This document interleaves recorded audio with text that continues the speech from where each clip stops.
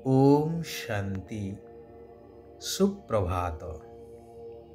सर्वशक्तिवान भगवानंकर सर्वस्नेही भगवानंकर विश्व कल्याणर कार्यरे निजको सामिल करिथिबा समस्त श्रेष्ठ आत्मिक संतान मानंकु हृदयर कृतज्ञता शुभ अभिनंदन सुस्वागतम।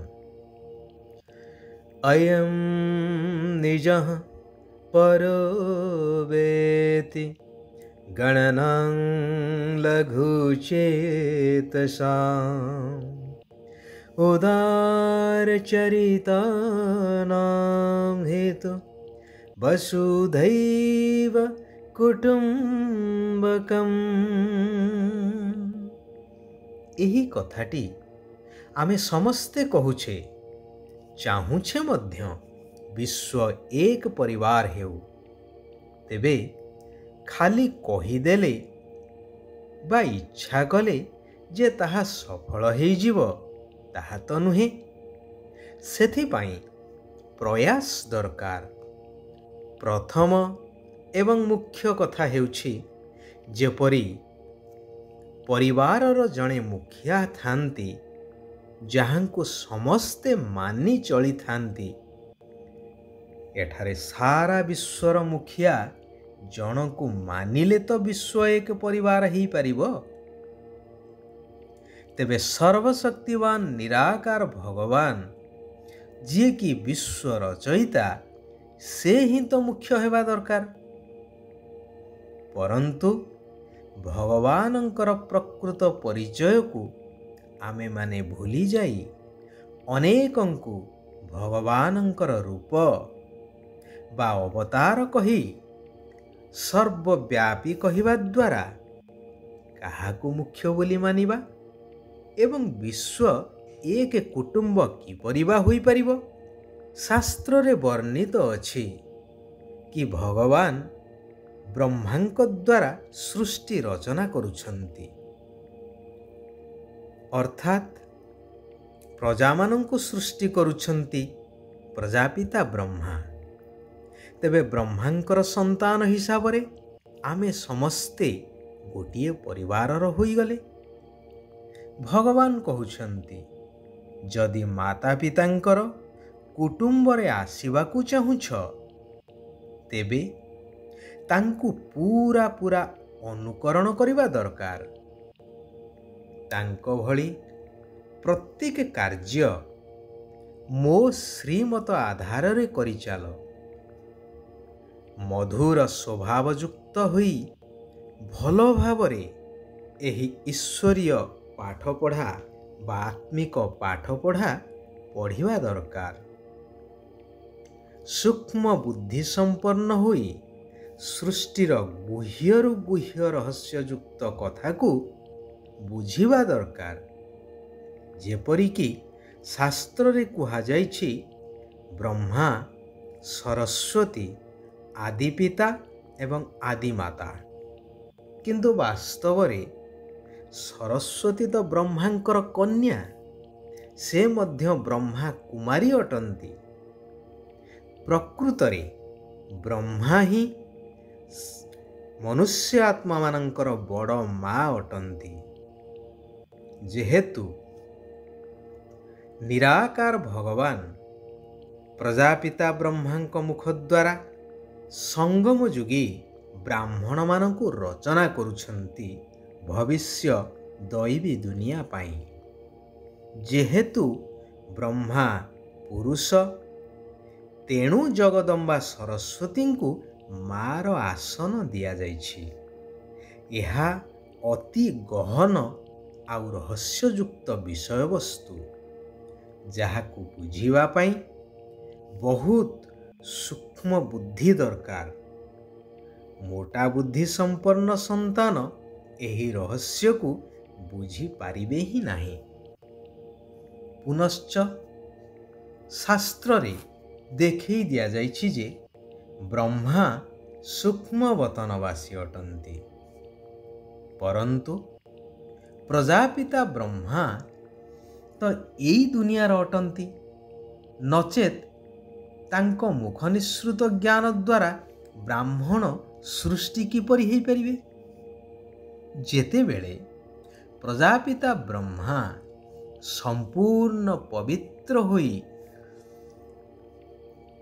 ଶତପ୍ରଧାନ ହୋଇଯାଉଛନ୍ତି, ସେତେବେଳେ ଏହି ସ୍ଥୂଳ ଶରୀରକୁ ଛାଡ଼ି ଅବ୍ୟକ୍ତ ଅର୍ଥାତ୍ ଫରିସ୍ତା ସୂକ୍ଷ୍ମ ଛାୟା ରୂପରେ ଦେଖାଯାଉଥାନ୍ତି। ସେତେବେଳେ ସୂକ୍ଷ୍ମବତନରେ ସମ୍ପୂର୍ଣ୍ଣ ବ୍ରହ୍ମା ରହିଥାନ୍ତି, ସୂକ୍ଷ୍ମରେ ନିଜର ସନ୍ତାନମାନଙ୍କୁ ଅର୍ଥାତ୍ ନିଜର ରଚିତ ବ୍ରାହ୍ମଣମାନଙ୍କୁ ପାଳନା ଦେବାର କାର୍ଯ୍ୟ କରିବା ପାଇଁ। ସେଠାରେ କୌଣସି କଥାବାର୍ତ୍ତା ବା କାର୍ଯ୍ୟ ନଥାଏ, କେବଳ ଇସାରାରେ ସବୁକିଛି ଚାଲିଥାଏ। ଏହା ମଧ୍ୟ ଅତ୍ୟନ୍ତ ଗୁହ୍ୟ ଏବଂ ରହସ୍ୟଯୁକ୍ତ କଥା, ଯାହା ବୁଝିବା ଭଳି କଥା ଅଟେ। ପୁନଶ୍ଚ ମୁନି ଋଷିମାନେ ନାରୀଙ୍କୁ ନୀଚ ଦେଖାଇଥିବା ସ୍ଥଳେ ଭଗବାନ ଆସି ନାରୀମାନଙ୍କୁ ସର୍ବଶ୍ରେଷ୍ଠ ଆସନ ପ୍ରଦାନ କରୁଛନ୍ତି। ଗାୟନ ମଧ୍ୟ ଅଛି ନା, ମାତା ଓ ମାତା ତୁ ହି ସବକି ଭାଗ୍ୟ ବିଧାତା। ଭଗବାନ କହୁଛନ୍ତି ନାରୀ ହେଉଛନ୍ତି ସ୍ୱର୍ଗର ଦ୍ୱାର, ଅର୍ଥାତ୍ ଏହି ମାତା ଆଉ କନ୍ୟାମାନଙ୍କ ଦ୍ୱାରା ସତ୍ୟଯୁଗୀ ସ୍ୱର୍ଗର ଗେଟ୍ ଖୋଲାଯିବ। ତାଙ୍କ ଦ୍ୱାରା ହିଁ ପରମାତ୍ମା ଏହି କଳିଯୁଗୀ ପତିତ ଦୁନିଆକୁ ସତୋପ୍ରଧାନ ସତ୍ୟଯୁଗୀ ସ୍ୱର୍ଗ ଦୁନିଆରେ ପରିବର୍ତ୍ତନ କରୁଛନ୍ତି। ତେବେ ମୁଖ୍ୟ କଥା ହେଉଛି ଏକ ନିରାକାର ପରମାତ୍ମା ଭଗବାନ ଶିବ ବାବାଙ୍କୁ ମନେ ପକାଇବା। ଶିବ ବାବା କହୁଛନ୍ତି ନିରନ୍ତର ଯୋଗଯୁକ୍ତ ସ୍ଥିତିରେ ରହିବା ପାଇଁ ହୃଦୟର ସ୍ନେହ ବା ଭଲ ପାଇବା ଏକମାତ୍ର ବାବାଙ୍କ ସହିତ ରଖିବା ଦରକାର। ବିକର୍ମାଜିତ ରାଜ୍ୟ ଅର୍ଥାତ୍ ସତ୍ୟ ଯୁଗରେ ଜନ୍ମ ନେବା ପାଇଁ ମୋହ ଜିତ ହେବାକୁ ପଡ଼ିବ, ସୁକର୍ମ କରିବାକୁ ହେବ। କୌଣସି ପ୍ରକାରର ବିକର୍ମ କରିବା ଅନୁଚିତ, କାରଣ ଜନ୍ମ ଜନ୍ମାନ୍ତରର ବିକର୍ମର ବୋଝ ବା ପାପର ବୋଝ ବର୍ତ୍ତମାନ ଆତ୍ମାରେ ଭର୍ତ୍ତି ହୋଇ ରହିଛି। ନିଜର ସମସ୍ତ ପାପର ବୋଝକୁ ସମାପ୍ତ କରି ବାବାଙ୍କ ସମାନ ଏବଂ ସମ୍ପନ୍ନ ହେବା ପାଇଁ ନିଜର ସୂକ୍ଷ୍ମ ଚେକିଂ କରିବା ଦରକାର। ବ୍ୟର୍ଥ କଥା କହିବା, ବ୍ୟର୍ଥ କଥା ଶୁଣିବା ବା ବ୍ୟର୍ଥ କଥା ଲେଖିବା ଆଦି ଦ୍ୱାରା ବାୟୁମଣ୍ଡଳ ବା ବାତାବରଣ ଖରାପ ହୋଇଥାଏ। ଏହା ମଧ୍ୟ ପାପର ଅଂଶ ଅଟେ। ଏହା ହିଁ ଉଡ଼ିବାର କଳାକୁ ସମାପ୍ତ କରିଦେଇଥାଏ, ଆହୁରି ନିମ୍ନଗାମୀ କରିଦେଇଥାଏ। ତେଣୁ ନିଜର ଚେକିଂ ଦ୍ୱାରା ଏଗୁଡ଼ିକୁ ସମାପ୍ତ କରିବା ନିହାତି ଆବଶ୍ୟକ। ବେହଦ୍ର ବୈରାଗ୍ୟ ବୃତ୍ତିକୁ ଜାଗ୍ରତ କରିବା ପାଇଁ ବାହାନାବାଜିକୁ ସମାପ୍ତ କରିବା ଦରକାର।